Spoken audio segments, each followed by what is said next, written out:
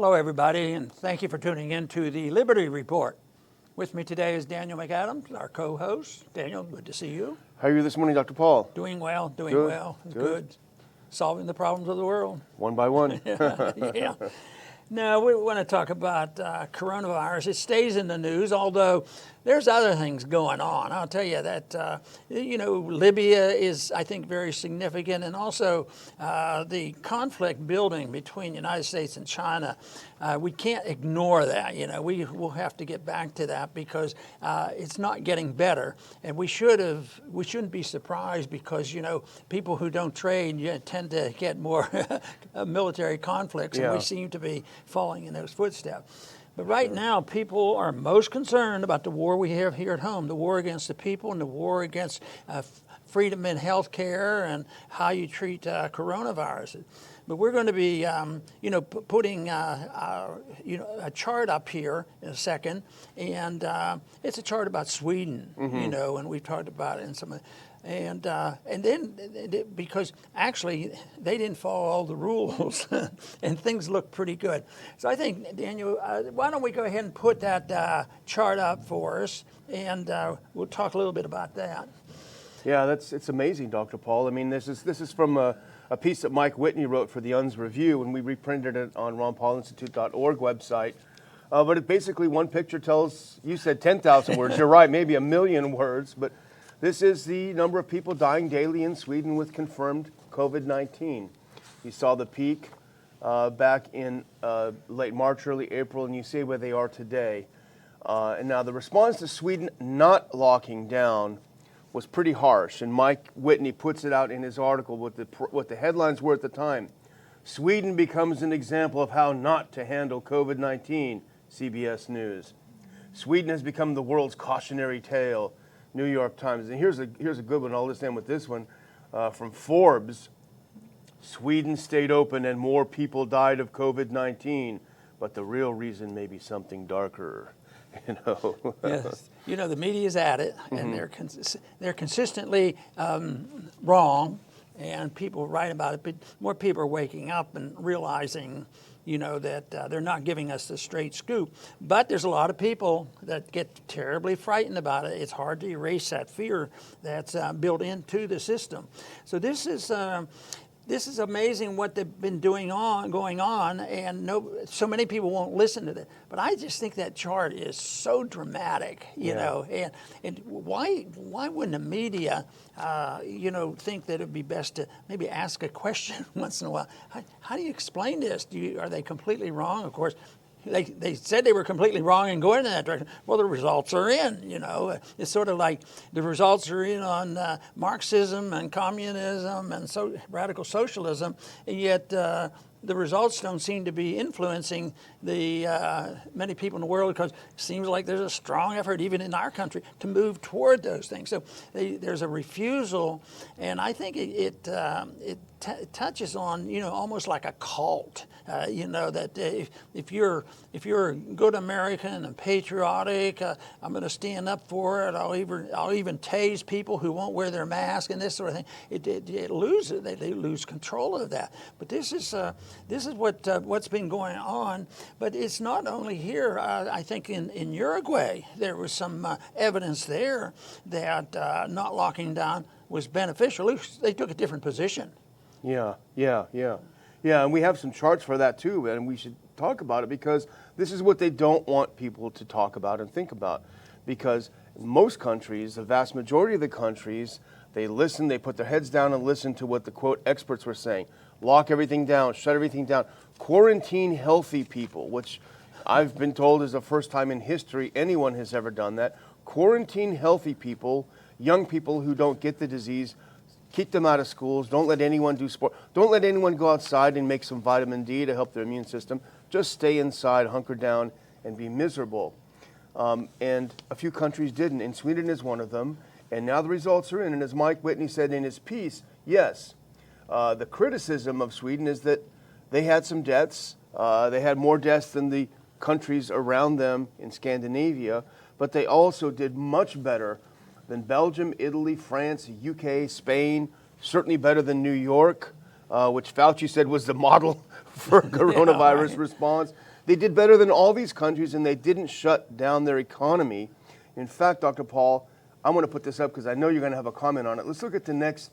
Look at this is from Yahoo Finance. I think it was yesterday, a couple of days ago. Swedish companies reap benefits of country's COVID-19 approach. And it quotes, the quarterly earnings reports from Swedish companies are coming in, and they say that company after company has beaten expectations. Here's the chief equity strategist at the lender SEB, Esbjorn Lundvall. Here's what he said. I have never seen such a high proportion of companies coming in with better profits than expected. It's almost every company. This is Sweden. You know, and if people dig into this, they get glimpses. Well, this looks like not free enterprise system. This is government. And the far left and the Marxists use this. And they say, this is nothing but a crony, they don't even call it. They say, this is capitalism. This is how it works, and that's the natural thing. But the whole thing is it's not capitalism at all. It's a corporatism where the corporations get in bed with the government. But if they're doing it for something like medicine and taking care of medicine, are you going to deny them making profits? They use that same argument, you know, for the military-industrial complex. You know, we have to defend this country. How can you spare any money? You know, you have to buy these weapons and all.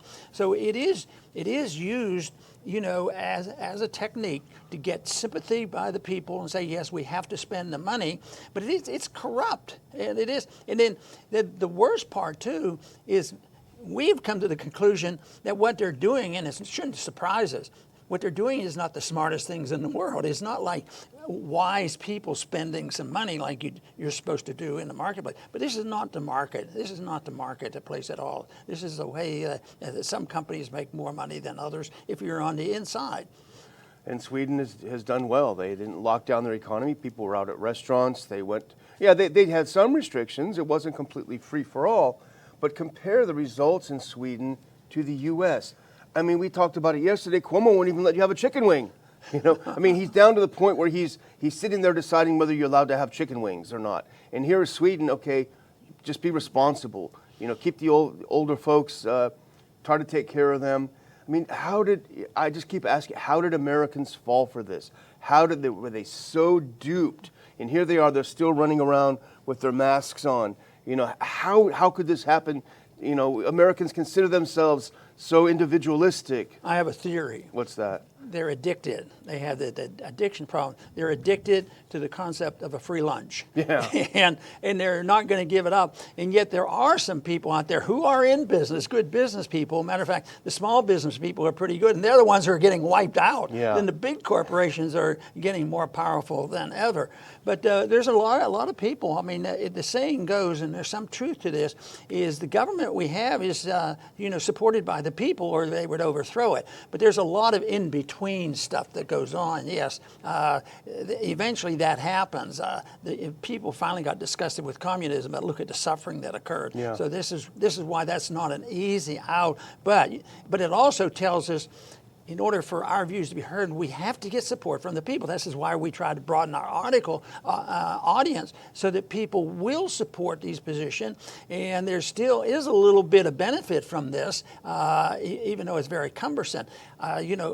Though I was in Washington for a while, I wasn't naive thinking, all I need is about 3 more people and I'll pass legislation. The whole purpose was to tell people that there's another way to do it, and we need more supporters. And to convert the people, then the best example I can use on a bit of a success was when we wanted to talk about the Federal Reserve and get the people to know about auditing Fed. We didn't, I didn't stick around for 25 years and become the chairman of the banking committee. I had no interest. But we went to the people, and the people went to their congressmen, and we had every Republican and a lot of Democrats vote for auditing the Fed. So you do have to change people's minds, but politics is secondary. The first is education. We're involved in that as we reveal, to the best of our ability, what is actually going on. I want to just mention an article here that I won't go into too deeply, and this was on Lou's site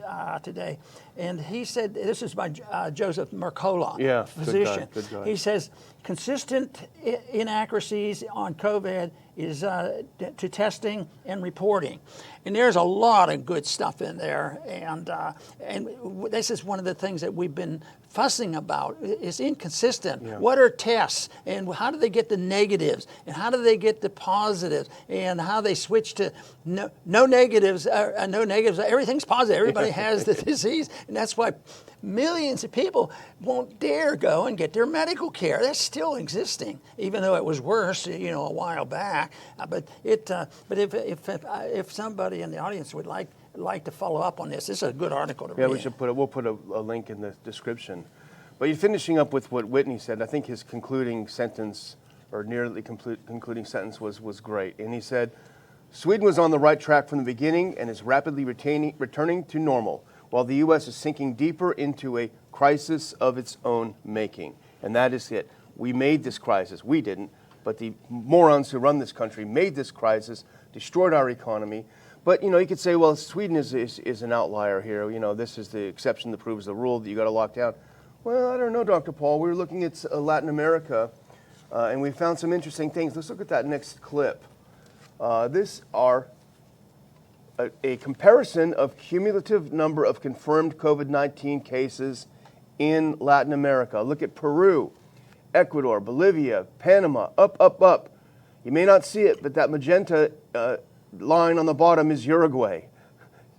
Almost zero. Let's look at the next one. Let's talk about deaths. Same thing. Peru, Ecuador, Bolivia, Panama, Uruguay, right there on the zero line. What do all of these have in common? Well, let's look at the next slide. Uruguay rides out COVID threat without imposing lockdown. And that is so interesting. I want to read you a couple of quotes from this piece, actually, Agence France Presse. It started out, Dr. Paul, Uruguay's president was recently photographed surfing in the early morning ahead of a cabinet meeting, symbolizing his government's belief that a policy of, quote, freedom and responsibility in containing COVID-19 pandemic is succeeding. You scroll down a little bit, and this is fascinating. I just want it because you're going to love this last quote, and that's why I'll read it.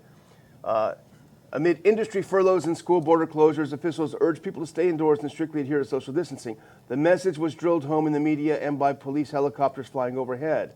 But the center-right president, who took office in early March as the pandemic was heating up, has said that he opted for, quote, individual freedom rather than a, quote, police regime. The calls for self-isolation were followed. People followed reasonable guidelines. But he said, I'm not going to shut the country down. I'm not going to do this. And the results are there. Let's have a couple more because those ones that we compared it to, let's just go through really quickly these other two because maybe they were the same. Nope. Peru's coronavirus response was right on time, so why isn't it working? This is what a doctor said. They shut it down. They shut the whole thing down, and you saw the numbers. It was terrible. The other one's on the chart. Bolivia extends its lockdown. Look at everyone's got their mask on. They were terrible. And it's even weirder in Panama, Dr. Paul. Let's look at that. They have to separate men and women in Panama. People are going to be really upset over there. None of these things did anything, but Uruguay, which did almost nothing, is in the best shape. When you look at that chart, it's almost like when's the second wave coming? Because that's the fear monger. Okay, yeah. It's come down a little bit because what we're doing is working, but you got to realize the second wave is coming. And I think most of the stuff we hear about second wave is manufactured for the benefit of people who want to demagogue the issue. But these charts are pretty dramatic. They're high and they come right back down, and they didn't go through the pain and suffering. I was thinking of the one individual that mentioned that that they wouldn't do that, and they were telling people that we believe in a little bit of freedom here. Yeah. I think, well, there was a time when America prided themselves that we were spreading the message of liberty. It's a good thing we did a little bit of it because some of that's coming back and trying to instruct us what it's all about. And we certainly didn't lead the charge. And I personally think it's related to the empire, and not a Roman empire, but in principle it's the same thing that we run the show, whether it's the IMF or whatever. We're in charge because it's money. But that's all changing. We're in the midst of the diminishing power of the empire, and I think for the cause of liberty, that is good. For the cause of health, I think that is good. I don't need Fauci telling us what to do, and that he's king of the hill. He's been a great detriment to us. Yeah, and he continues to be. I wanted to just go back to Peru for a second, because I think this article, and we showed the headline, I think it encapsulates really what the real problem is. And this is a quote from Elmer Huerta, a Peruvian doctor. He's a trusted broadcaster on public health. He's probably one of their Fauci types. And here's what he said. He was mad at the people. He said, Peru's response was right on time. It was the first Latin American country to respond with a lockdown. But the big problem was people's behavior. The fact that on the 8th week of confinement you had thousands of people who were testing positive means those people got the virus while the country was in lockdown, which means they did not respect the law. What a weird conclusion. Maybe it means that the lockdown doesn't work in preventing people from getting the virus. But they never think that. They never even have for a second stop and think, maybe my premises are completely wrong. Well, the big thing is they have an agenda, and the agenda that they should be following, it contradicts what's happening, and they have to make it so that people get in and have another position and go into denial. But they've there's always news about the vaccines. They keep working on it, and there's going to be dozens of vaccines and billions of dollars, and they're really, really busy. And they're talking. There's been pretty good statistics. Matter of fact, anything that's related to coronavirus, sometimes they say they never get a vaccine. That actually works. It's sort of like, when are you going to get a good vaccine that's going to take care of colds? Yeah. Well, it doesn't happen. But the money is being spent, and they're still holding their breath, and they said, well, no, it's not going to be ready anytime soon, maybe the end of the year, next year. What are those poor people in Sweden going to do if they don't get that vaccine over there? So, hurry, hurry, hurry. And besides, they might not even be anxious to have a vaccination after it's all over. Well, we survived it. It wasn't that bad. Yeah. Why do we have to take a risk with one of these vaccines? But, Fauci was interviewed, and he says it isn't. He's not particularly concerned, about it. It may be a little bit of a problem, but you don't have to worry about safety. And he said that the virus, they can take care of it. They shouldn't be concerned about it. But I keep thinking, when the announcement this early about the vaccine, don't worry, it's safe. That means we better be. He's tipped us off. There's something here, something to worry about. But and they're planning tens. The numbers are staggering. Tens of millions of injections to give, and it's.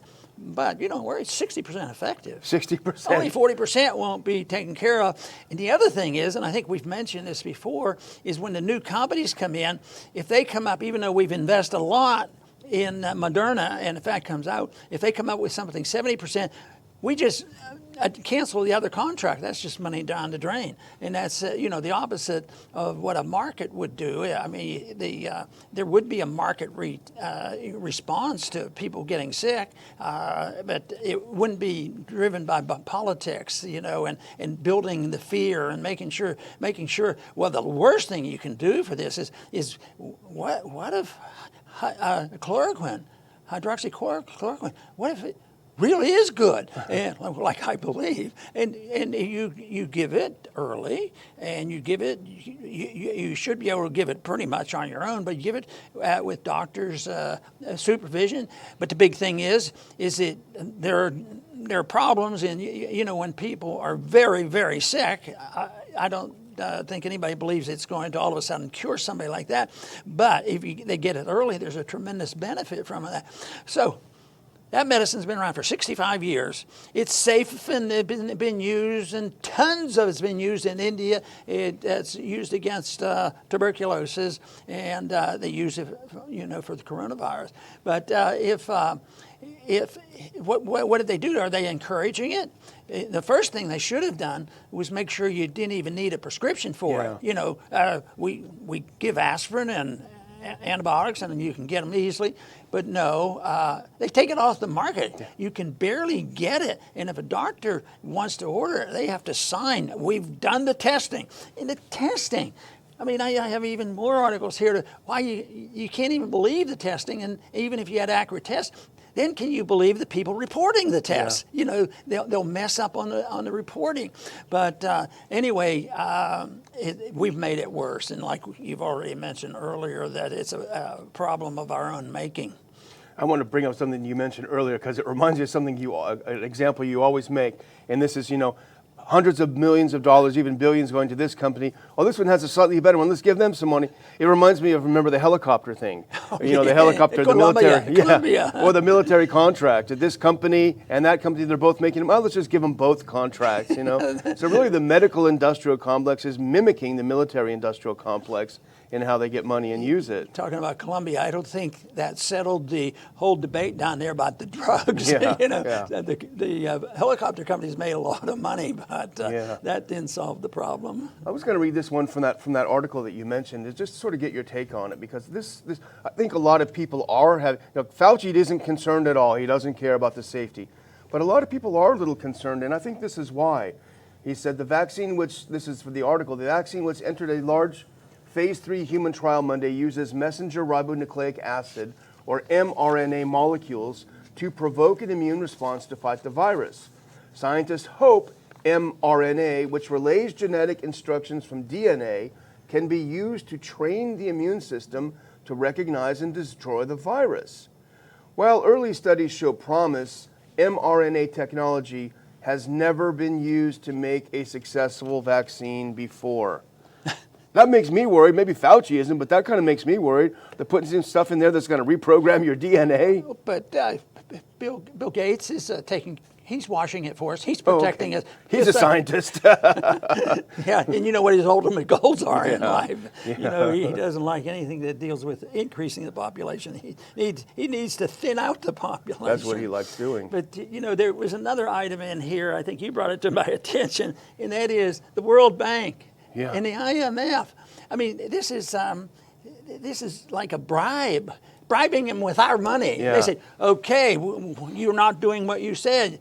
We don't want you to act like Sweden. Yeah. We want you to act like United States or whatever. So, but we're not going to give you your money.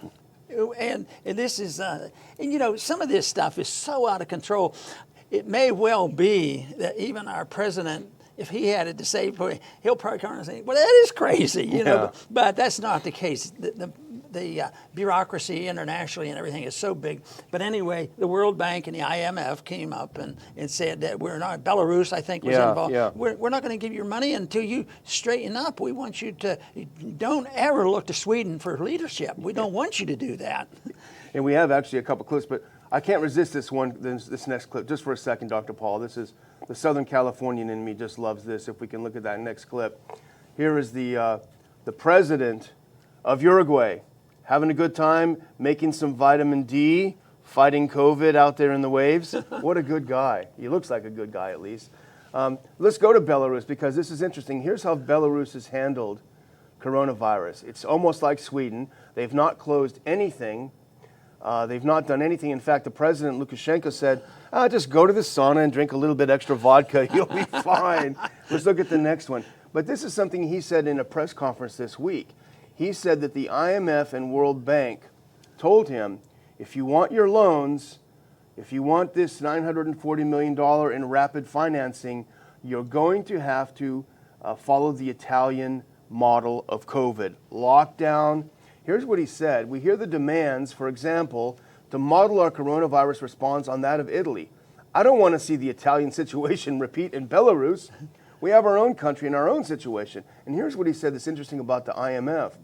He said, meanwhile, the IMF continues to demand from us quarantine measures, isolation, and curfew. This is nonsense. We will not dance to anyone's tune. That's Lukashenko.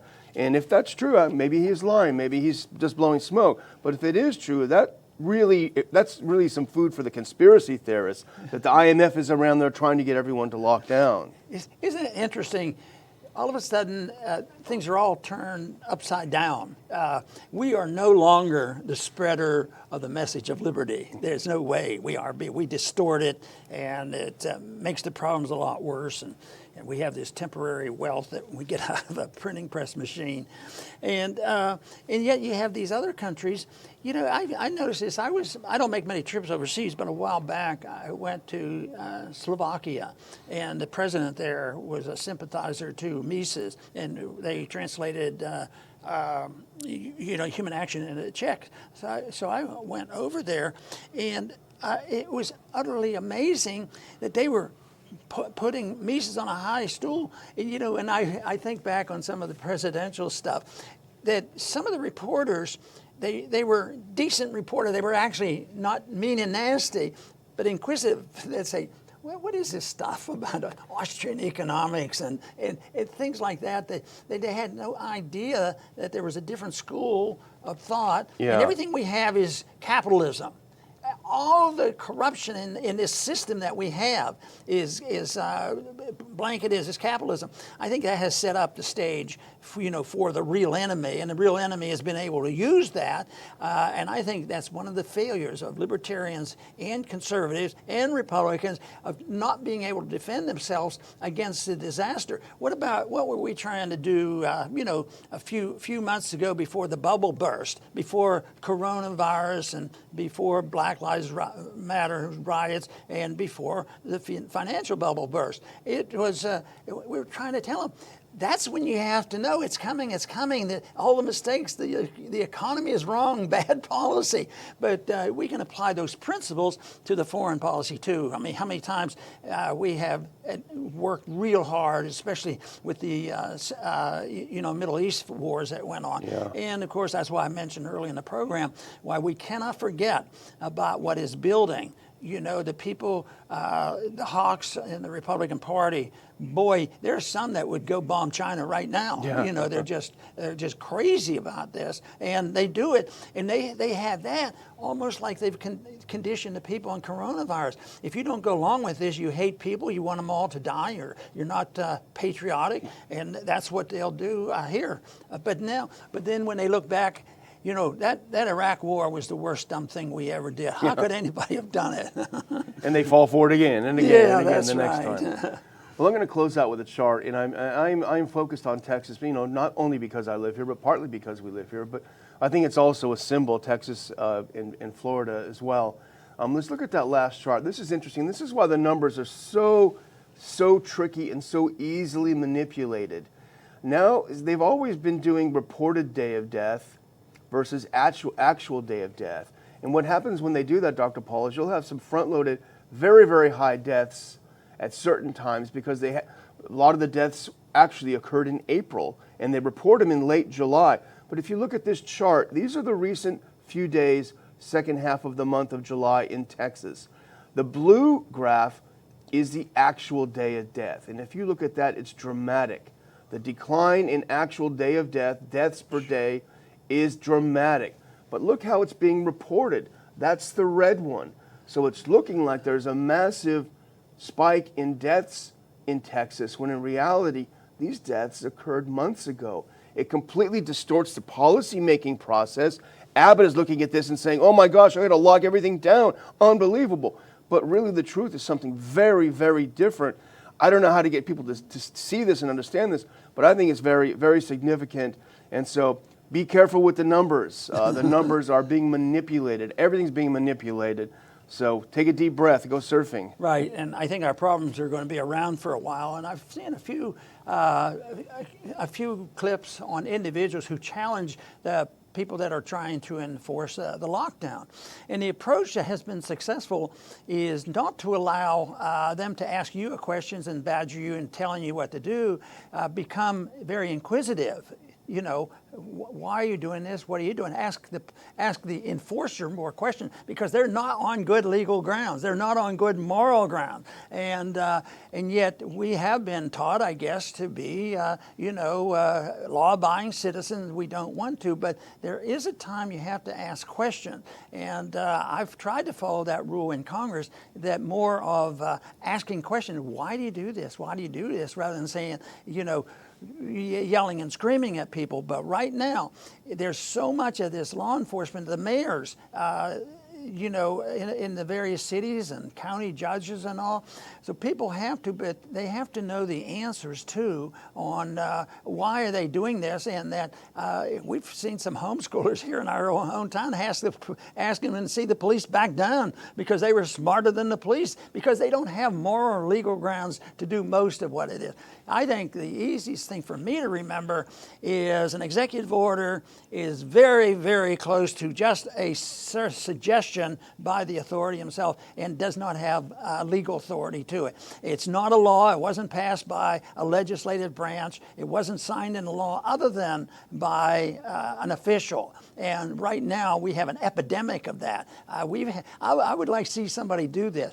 Go and look at the executive orders of the politicians, and we'll exclude the national executive orders. Put the president aside for a moment. Just go into all the cities and towns and counties and states and add up the executive orders and find out how many of them cared at all about your civil liberties. I think there's going to be a lot of executive orders that has caused a lot of trouble and really could have been solved and prevented by just asking the question, where does your authority come from? And fortunately, the side of the argument is what they have done has been very damaging, and if people are half honest with themselves, they'll say, we're on the wrong track and we should change our ways. We're hoping we can help people change their minds about what the government does to us, and certainly the way coronavirus lockdowns has been used. I want to thank everybody for tuning in today to the Liberty Report. Please come back soon.